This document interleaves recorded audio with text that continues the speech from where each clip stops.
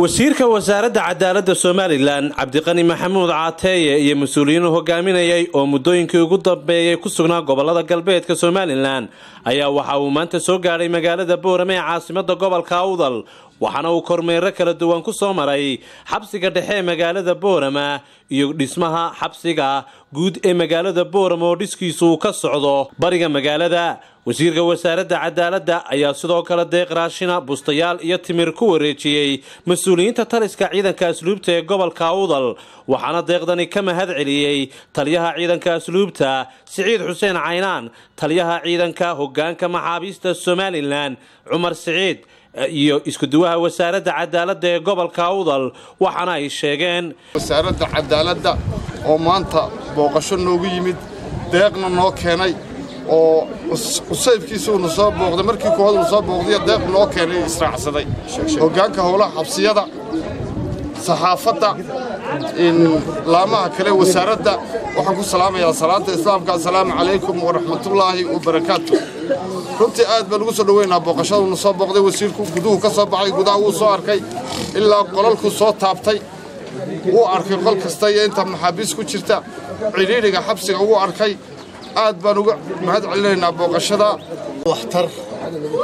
gaariga halka iminka ka sii jeeda waxa saaran alaab ka muuqato badan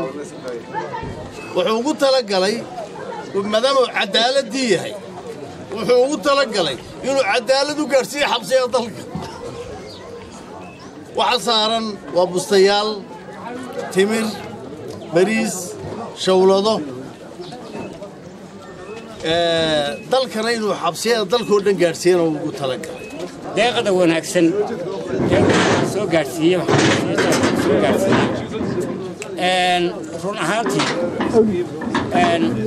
wuxuu muujinayaa deeqdiisu weliba si cadaalada ayuu muujinayaa inuu u wada gaarsiiyo deeqda dhammaan xabsiyada gobolada jamhuuriyadda Somaliland aad iyo aad ayaan ugu mahadnaqaynaa dhinaca kale wasiirka wasaaradda cadaaladda Somaliland Cabdiqani Maxamuud Caateeye isaguna halkaasi ka hadlayna waxa uu sheegay caawma ka mid tahay alaabteena hortaala wax ka badan aan ka rajeynaa insha Allah diyaar u yihiin inay gaarsiiyaan anagoo ka duulinaan oo wasiirka wasaaradda cadaaladda waxaan u diyaar u nahay inaan horumar iyo wax walba la qabanno xabsiyada oo ku horumarna aan qabanno oo wax meel walba ugu doonno